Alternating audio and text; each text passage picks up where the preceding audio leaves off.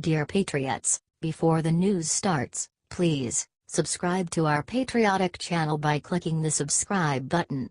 Give us a thumbs up to this video. Don't forget to leave your opinion below in the comments section. Share the news on Facebook and Twitter so you friends see it. Thank you. Smoking gun Comey won't sleep at all tonight after his darkest secrets revealed. Several news organizations, including the Daily Caller News Foundation, CNN, and USA Today, have filed a Freedom of Information Act lawsuit which seeks the release of all the memos that Comey wrote following his meetings with President Trump. As we know, Comey intentionally caused the release of just one of his memos, after Trump fired him. This exclusive memo, Comey says, shows that Trump asked him to stop an investigation into Mike Flynn. Self-serving much? Late Friday, government attorneys responded to the lawsuit by asking the court to block the release of the bulk of Comey's memos. They say releasing the memos would be detrimental to Mueller's investigation into obstruction of justice and Russian interference with the 2016 election. But they won't say why. They say that saying why would also be detrimental to the investigation. What? This is not only shady, but it smells like a rat. I, of course, do not have any idea what is contained in the rest of Comey's memos. I can say, it seems pretty darn self-serving for him to have only released the one. Unlike the libs, we patriots just want the truth. They love fake news, we crave real news. If you would like to know what's in all of Comey's memos, please get this shared right away and comment "I want truth." The Daily Caller.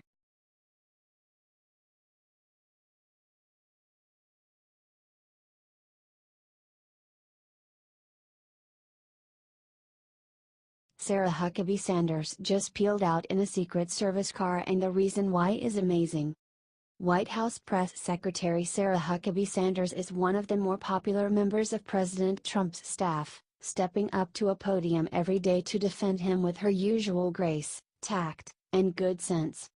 But a girl's got to have fun too sometimes, so when she was visiting the U.S. Secret Service Moran Vehicle Training Facility with President Trump on Friday, she got to take a test drive on their obstacle course.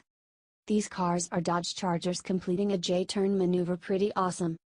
According to the Washington Examiner, President Trump and Sanders were at the facility to learn about the antique limousines used for Presidents Ronald Reagan and Bill Clinton. Love Sarah? Love Trump? Share this out to spread some positive fun on your newsfeed. Washington Examiner.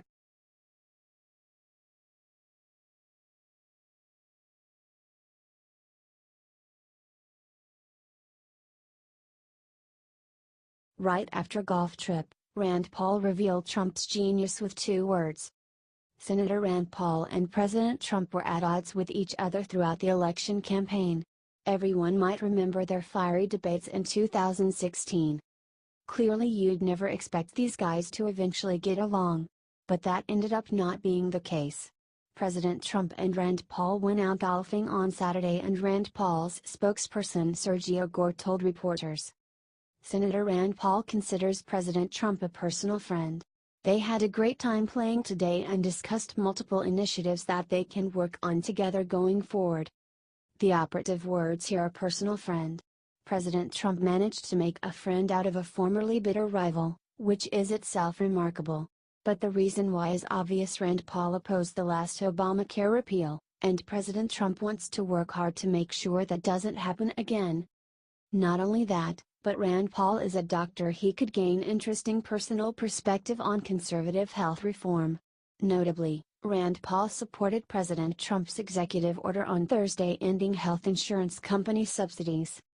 President Trump also played golf with Senator Lindsey Graham on Saturday, another sometimes critic who will also be an important player in helping the president pass legislative reforms. This is what's genius about President Trump. He knows how to resolve differences and make personal connections, putting water under the bridge and finding common ground. Critics will say that he's just golfing and taking a holiday, but he's actually forging key alliances that will help him reach his legislative goals. Hopefully, we'll see these friendships pay off throughout the rest of his presidency. Washington Examiner.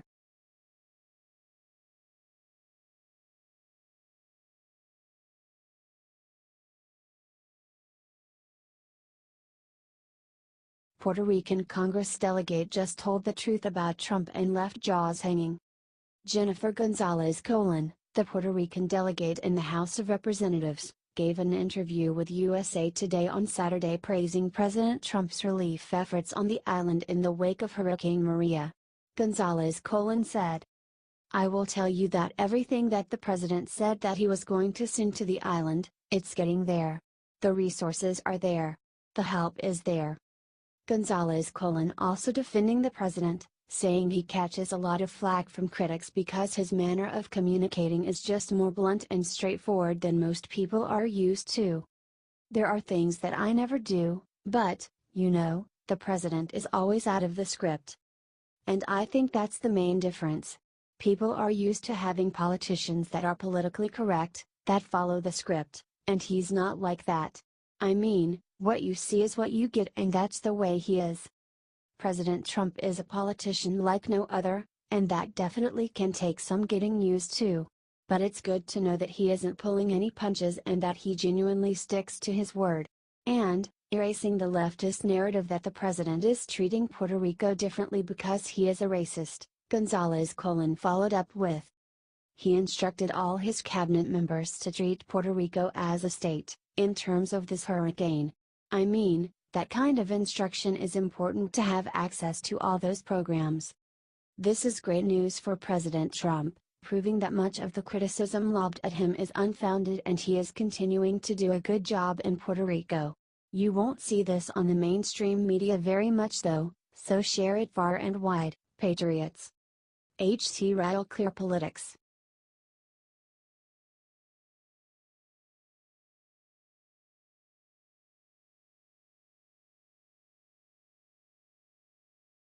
Green Bay Aaron Rodgers just got drilled by karma exactly 2 weeks after protesting anthem. A week ago, the Green Bay Packers and Bears players stood for the album.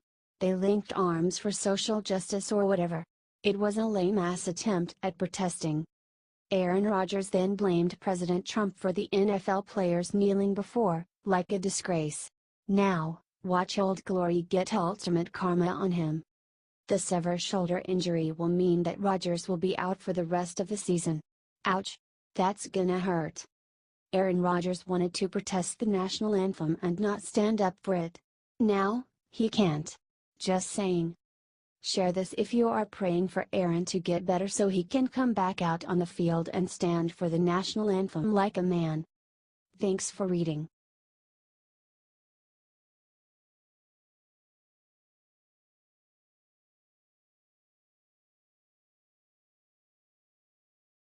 Trump just looked reporters in the eyes and said 7 words that had them crying. President Donald Trump said recently on Monday that his administration would start reforming the welfare system in the U.S. He said that people are taking advantage of the system.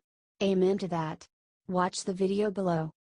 People are taking advantage of the system and then other people aren't receiving what they really need to live, and we think it is very unfair to them, said Trump, flanked by Defense Secretary James Mattis and Secretary of State Rex Tillerson during a cabinet meeting. Because some people are really taking advantage of our system from that standpoint. We are going to be looking very, very strongly, therefore, at welfare reform, Trump said. This is going to get all the people sitting the system a big shock, and Lord do they need it. We cannot survive as a country if more and more people sit on welfare when they don't need it. Share this if you are glad that President Trump is going up to bat for working Americans and helping cut the costs of our government. Be proud that you voted for the right guy, y'all.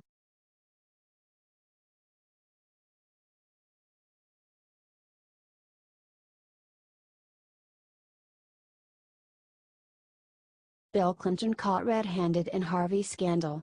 Look what they tag teamed together. Harvey Weinstein paid for Bill Clinton's legal fees during Monica Lewinsky scandal. Hollywood is a corrupt no-go zone where there is barely more cocaine than homeless people. You know what I mean. It's corrupt.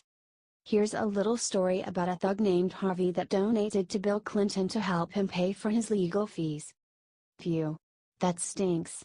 Of course, President Bill Clinton is not a stranger to stinky sex scandals. Remember when Paula Jones filed a lawsuit against him for sexual harassment while Bill was governor? In an August 1998 report, Clinton was accused of perjury and obstruction of justice because of his relationship with Monica Lewinsky. According to the Free Thought Project, Hollywood was quick to come to the president's aid.